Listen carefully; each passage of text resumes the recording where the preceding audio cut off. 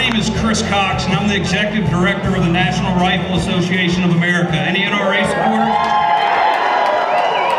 I appreciate that. It's good to be in Montana. As the chief lobbyist for the National Rifle Association, I'm not very popular at cocktail parties in D.C., but I know that you understand me, so I appreciate you being here, and being here for a really important reason.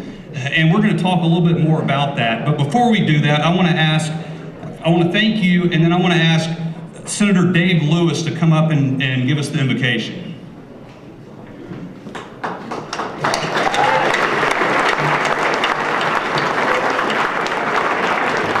Thank you, Chris. Let's join together in prayer. This morning, I want to thank the Lord for the many blessings that we have. I'm standing out there looking at this beautiful spring day, and we're here on the shores of Prickly Pear Creek in the middle of the mountains of Montana. Thank you, Lord, for your creation and giving us a hint of what heaven will be. Thank you also, Lord, for this wonderful gathering, for the fellowship we have, for friends and neighbors to come together and think about the problems and issues that we have to face in the nation and the world, and how we want to work together to reach solutions. Thank you, Lord. I want to thank the Lord for our guests today and the work that they're doing, and how hard they're working and they're traveling and trying to carry the message around Montana. And thank you for that, Lord. Lord, we're just so blessed to have the opportunity to do this, to be together, and to have the opportunity to live in Montana as we do. So with that, Lord, in Jesus' name, amen. Thank you, Dave. You know, when my alarm clock went off this morning at 4:30, I thought, woo, this is a little bit early. But the truth is, every morning that we wake up as Americans, we win the lottery, because we wake up in the freest country on the face of the planet. The air we breathe is freer air, and it's all because we have men and women in uniform who are willing to put on a gun and carry it in dangerous places to protect these God-given individual rights. So with that, let's ask my friend Dan Johnson to come up and lead us in the pledge. All right, it wouldn't be a good Republican event if we didn't do the Pledge of Allegiance. That's how we start off everything, so please stand, remove your hats, place your hands over your hearts, and join me in pledging allegiance to the greatest country in this nation. I pledge allegiance to the flag of the United States of America and to the republic for which it stands, one nation, under God, indivisible, with liberty and justice for all.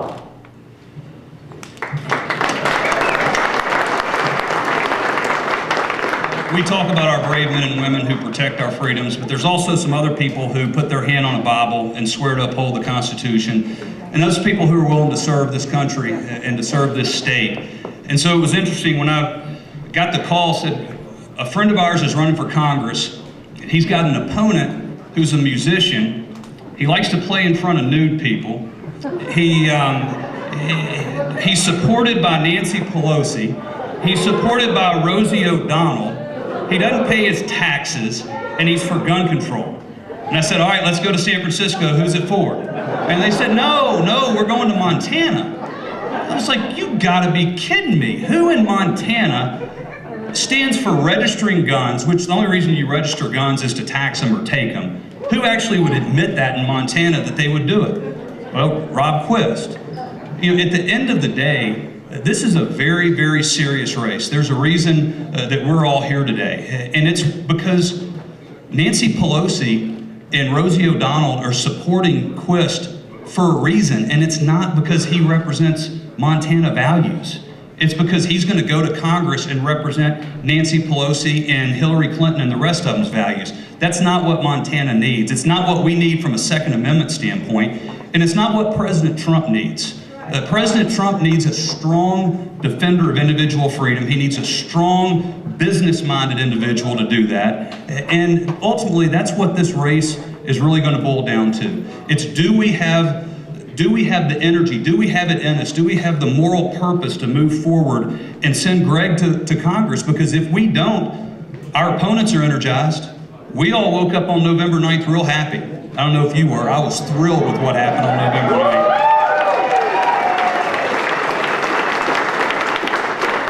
But the truth of the matter is, a lot of people woke up and they weren't so happy. And you see that in Quist fundraising. All this money coming in from California, all this money coming in from other places, because they're desperate to change this narrative. They're desperate to undermine this president, and to do that so they can undermine individual freedom in this country, undermine everything this president's trying to do to make America great again, truly. So we have our work cut out for us. I'm going to talk more about that later, but before I do that, first I want to thank the law enforcement people who were here, who are taking care of us today. And as comforting as it is to see a bunch of good guys with guns out there, we really didn't need it because Tim Fox is here. How many of you know your Attorney General? That's all we really needed was Tim here, because he has a proven track record of taking care of business when people try to cause problems. So, and that not only at events like this, but also in courtrooms across the country, working on a legal strategy for those of us who support the Second Amendment to make sure that our rights don't stop at our doorstep, that we have the ability to defend ourselves anywhere we have a legal right to be. And Tim is unapologetic in his support of the Second Amendment. He's unapologetic in supporting your values and all of you. So please join me in welcoming our good friend, your Attorney General, Tim Fox.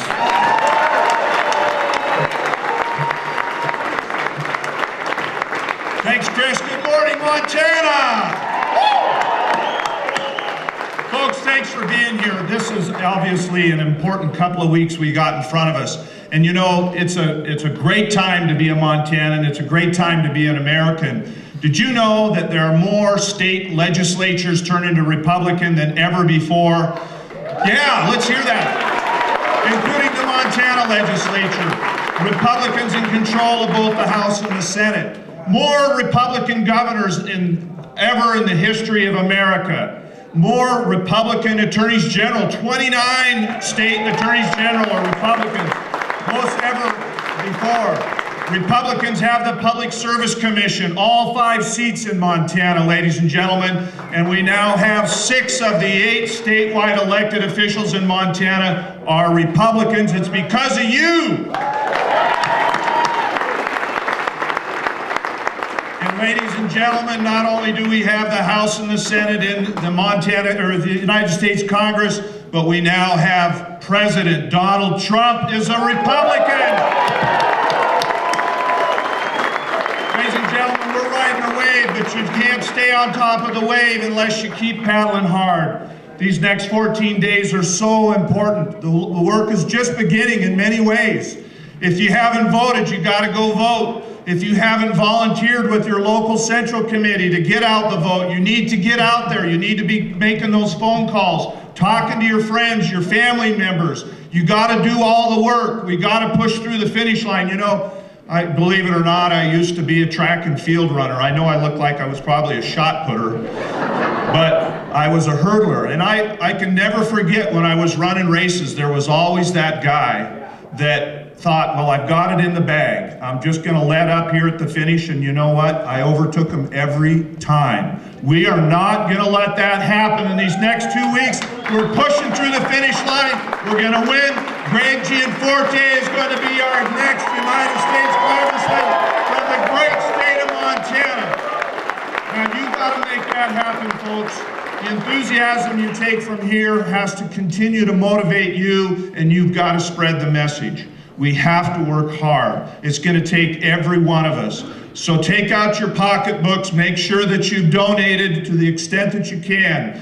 Make sure that you go vote early. Make sure that you make those calls to your friends, your family members, your colleagues, anyone that will listen that's of voting age. In fact, I would suggest you talk to even those that can't vote, those that in Butte that are 6 feet under. You don't have to worry about them.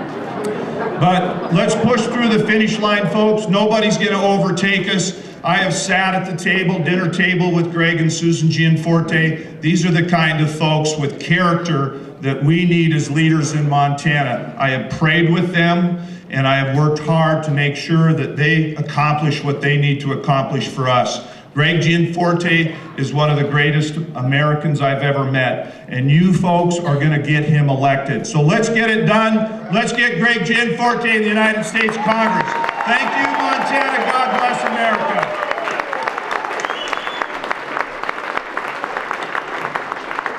Thank you, General. You know, Rob Quist, I just have to talk about him for one more minute, and then I promise I'll stop.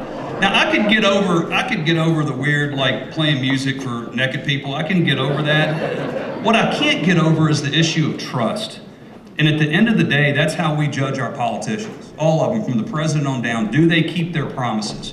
If you can't trust a politician to tell you the truth on whether or not they've had a hunting license in the last 15 years, if you can't trust a politician to tell you the truth on whether or not they trust you with your own freedom, with your own firearms and the ability to defend yourself and your family, what can you trust them with? And ultimately the answer is nothing. You can't trust him. And I don't say that lightly, but as you go and you talk, and I hope that you've all voted already and sent in your ballots, and now you can volunteer and make sure other people do the same between now and, what day is it? May 25th. I knew that. I just wanted to see if you were paying attention. But that's what the message is, that this is about trust. This is about who are we going to send to Washington to work with President Trump? Because President Trump's keeping his promises. He promised on the campaign trail that he was going to put a constitutional conservative on the United States Supreme Court, and by God, he did.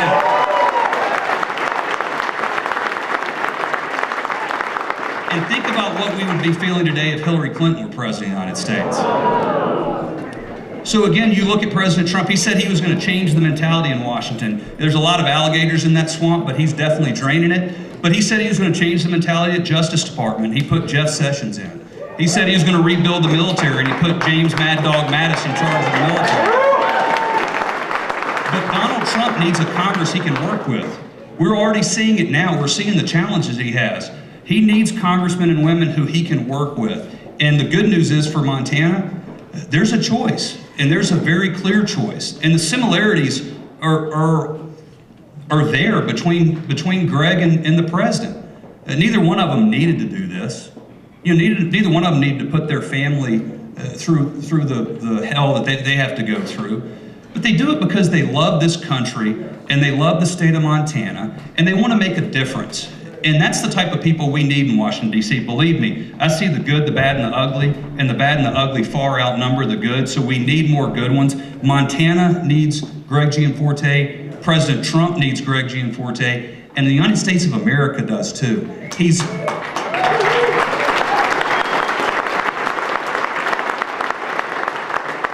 For those who wonder whether or not he's one of us, he's absolutely one of us. This is a guy who doesn't buy meat at the grocery store because he's got a freezer full because he's a real hunter. This is a guy who unapologetically stands up for individual freedom, including the one that protects all the other ones in the Second Amendment. This is not a politician. If you're looking for another politician, this is not your guy. This is a job creator, a guy who's created real value and had a meaningful impact on lives all across this state. He's a guy who wants to go to Washington, not because it's a cool place to go, but so he can represent you and your values in the United States Congress and make a positive difference. I couldn't be more honored to be here representing tens of thousands of NRA members in this state who've joined millions more in voluntarily joining this organization. I'm honored to be here today, and I'm proud to introduce a great champion of individual freedom, your next Congressman, Greg Gianforte.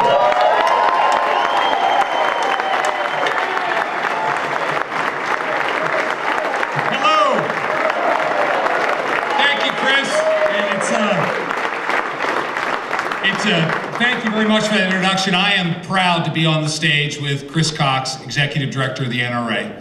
We're gonna defend our Second Amendment rights. I want to thank you all for being here as well. It is such an encouragement. We've been having great response everywhere we've gone across the state. I also want to thank Tim Fox for his service to the state. Thank you, Attorney General Tim Fox.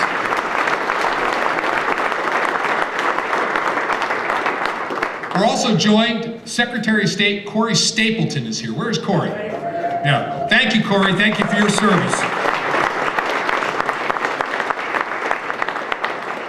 We're going to hear from Don Trump Jr. here in a little bit. I am thrilled to have him with me here. At the end of the day, we need someone who has a strong voice to go back to Washington and work with President Trump, not with Nancy Pelosi. I can't do introductions, though, without also introducing my wonderful wife, Susan. We just had our anniversary, 29 years this past weekend.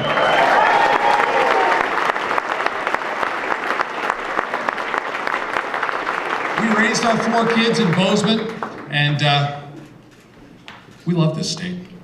Can I tell you a story?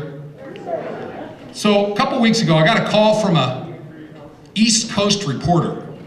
Now, there's been a lot of attention on this race from all over. And this reporter said, Mr. Gianforte, I have a question for you. You've been talking about that Second Amendment. And do you, they almost couldn't say it, do you own a gun? And if you do, how many? And I told them the same thing I tell everybody else. The right number of guns is always one more.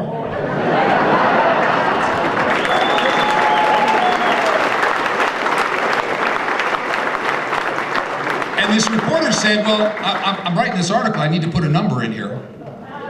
And I said, well, it's a couple dozen anyway, but don't put that in your article, because I'm still shopping. So the stakes could not be higher in this race.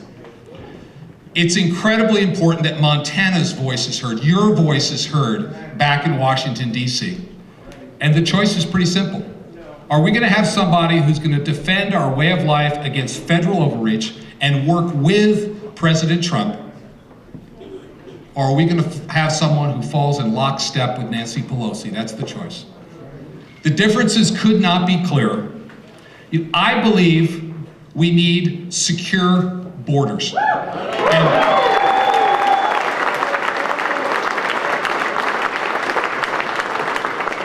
And we should enforce the law. My opponent wants to turn Montana into a sanctuary state where we harbor illegal immigrants. I believe, now we've got a troubled world out there, and we have many vets in the audience today, and I just want to say thank you for your service. Thank you.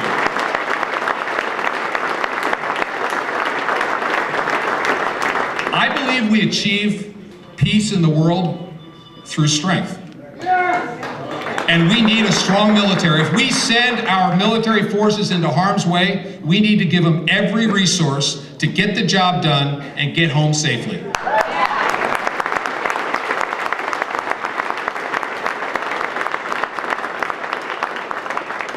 I also believe that if we let Montanans keep more of their hard-earned money by taxing them less, that you'll know how to spend it.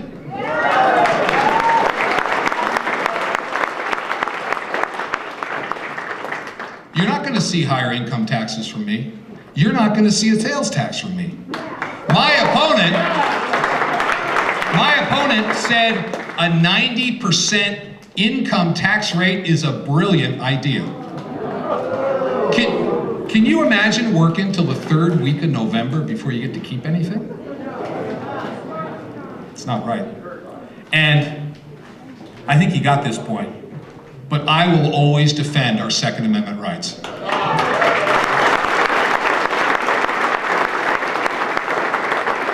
As I mentioned, I'm thrilled to have Chris Cox with us today, and I'm thrilled to have the endorsement of the NRA. My opponent got an F. And then he said we ought to take our cars down to DMV, register them, and then register our guns. That's not a Montana value. Rob Quist is Nancy Pelosi in a cowboy hat. Now, Susan and I raised our 4 kids in the backcountry, hiking and hunting and enjoying our public lands. We will always keep public lands in public hands, and I will work to make sure we increase access for sportsmen and stop this gating of all the forest roads.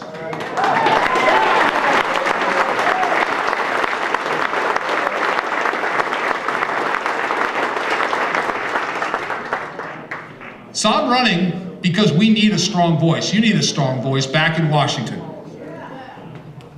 I want to help Donald Trump drain the swamp back there. Our forefathers never envisioned career politicians. That's why we need term limits. And in the private sector, If you didn't do your job, you didn't get paid. That's why I think no balanced budget, no pay for Congress.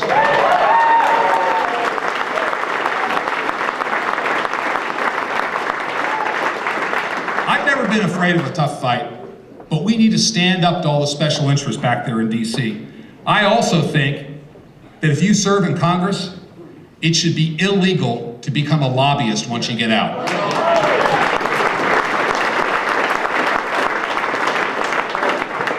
So I've spent most of my life here in Montana creating jobs. I'm a business guy. And Susan and I and our family, we have prospered. And I want to see others prosper. I firmly believe that to whom much is given, much is expected, and we've been blessed. And I feel a deep sense of obligation and duty to serve. That's why I'm running, because what we have in this country is precious. And you have my commitment that I will always be on Montana's side. Thank you so much for being here.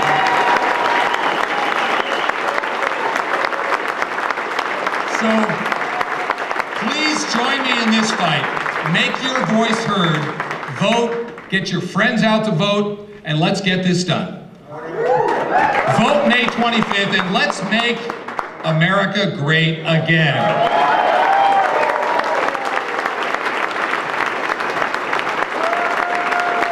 Thank you. So, it's my great pleasure to introduce the next person who I've spent some time with. And he's a wonderful man. An avid outdoorsman and sportsman. We fished together, we shot together, and he's back in Montana, and we're thrilled to have him. Please let me introduce Don Trump Jr.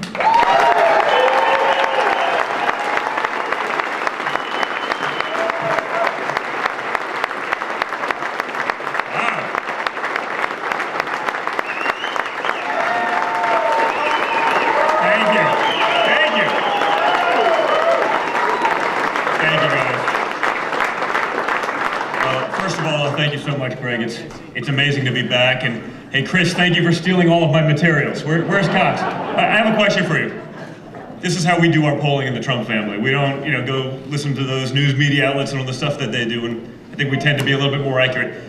In Montana, who is bigger, Trump or the NRA?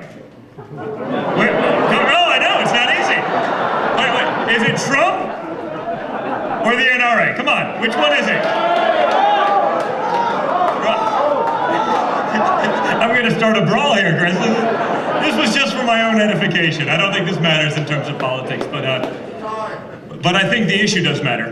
The Second Amendment's a big one. It's one I've campaigned on. It's been something that's been a part of my life, and probably something that's an unlikely part of my life growing up in New York City. But I got out early and often, got in the field, got on the range, and it's those kind of traditions, those great American traditions that really help me set my life on a good course. I've seen a lot of my friends, a lot of people I grew up with, get in a lot more trouble than I did, and not saying I was an angel. You gotta put the disclaimer language out there. But it was important. I want to make sure we preserve those traditions. So last fall, right after the election, I didn't get much hunting in during that election. We were hunting something different. And I'm a big outdoorsman, and I went out hunting with a buddy of mine out here in Montana. We were going on an elk hunt. I brought my son along, start exposing him to the tradition. And I met your great senator, Steve Daines. He happened to be. You get a lot of bonding, in a hunting camp, over a campfire, especially when you're there with your little man, teaching him the ropes and bringing him along. And I was talking with the senator, and we're having a good time. We've stayed in touch since then. And a couple weeks ago, I heard about this race, because obviously I got to know Ryan Zinke when I was still part of the transition team and everything, and I said, Senator, what can I do to help? He says, well, would you come out to Montana? You got to meet Greg, he's an awesome guy. The fact that the senator said that was enough evidence. That handshake, that vouching was enough for me. But I said, you know what, let's do it. And what was great about it was, we were able to do a lot of stops. We were able to meet a lot of people, a lot of great people that I've had the pleasure of getting to know over the years, just coming here as an outdoorsman, as a hunter and fisher. But So we got to do a lot of politics, but we also got to go shooting and fishing. So that's a great excuse for me to get to Montana, okay? So normally it's not exactly arm twisting. Well, they said, well, you think you could come out again? I go, are we shooting or fishing? He goes, no. I go, okay, let's do it, because it's really important. We need more people to get out there. We need more people in DC to help my father. And that's what Greg is. When you think of the similarities, right?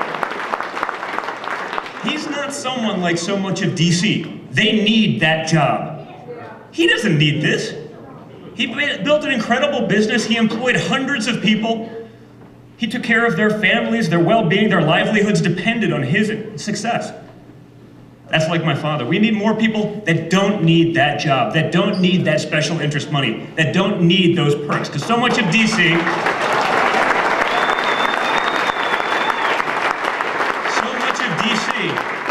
they've gotten rich and very comfortable off the backs of hardworking Americans, while people such as yourselves have been forgotten entirely.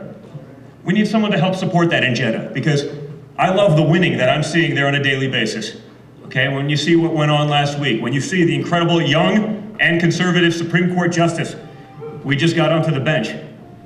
These are amazing things, and when I hear that Greg's opponent in Montana is being supported by Rosie O'Donnell, Nancy Pelosi, Bernie Sanders, and Rachel Maddow, I say, I wonder, has he actually been to Montana? It's not what I've seen.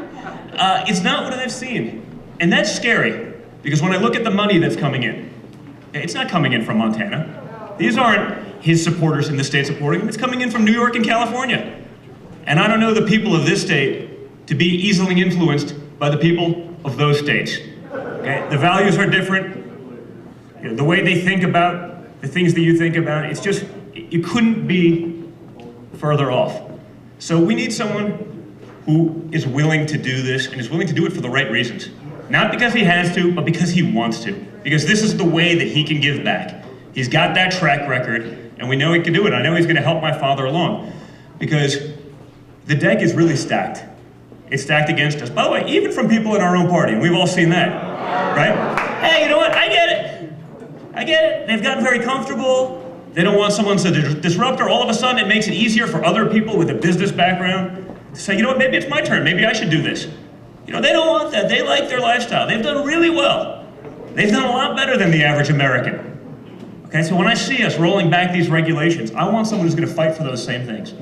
Make it easier for small business and big business alike to do well and to be successful. Someone who will actually speak the truth when you need to speak the truth.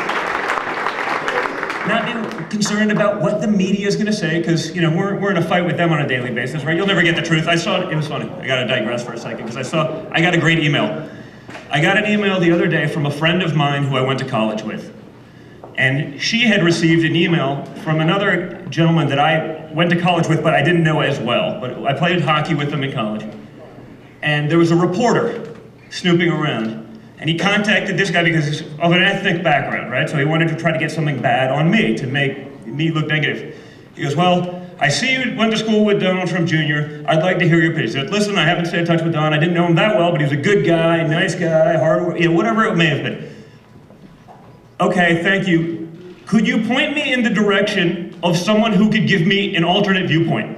I mean, do you believe that? This is a journalist. They couldn't accept that, hey, maybe he was a decent guy. Maybe there's not a story here. It was, find me someone who didn't like me. I'm sure there's people. Just bring it up. We've all had those people. It's okay, stuff happens. But they couldn't just accept that. They actually had to seek into information, find someone who doesn't like them. And that's the media that we're dealing with. Okay? That's the dishonesty we're dealing with. How about tax returns? How about your dad's tax returns? I'd like to see them. I don't know. I think Rachel Maddow released something that showed he made $150 million and paid $45 million in taxes. I think the ones that were released showed that he paid a much higher percentage in tax than Bernie Sanders and Barack Obama. And made a lot of money in the process. So guess what? You can do it all. You can be successful.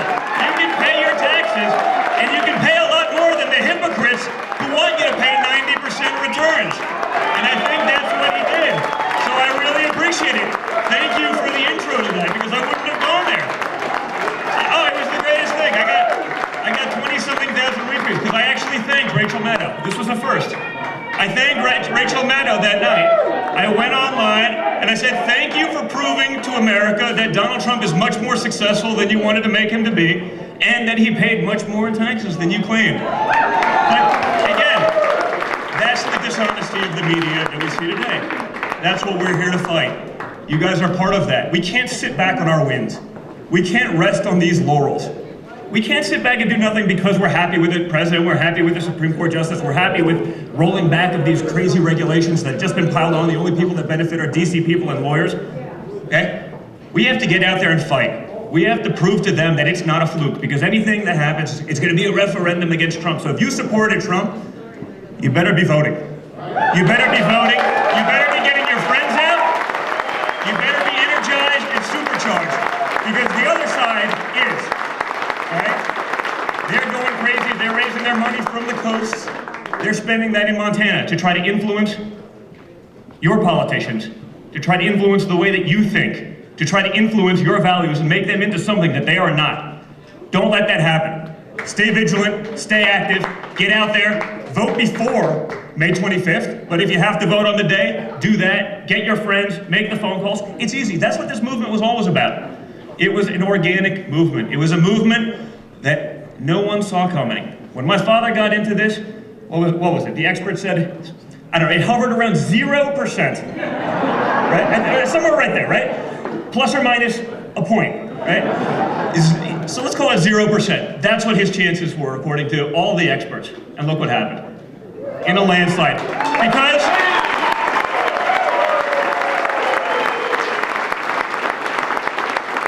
Because the very unlikely, brash billionaire from New York was able to speak with the people, not at the people. And that's the difference. So get out there. Please help us help Greg. Let him help my father in DC. Get out there. Let's make this happen. Thank you so much, guys. It's all for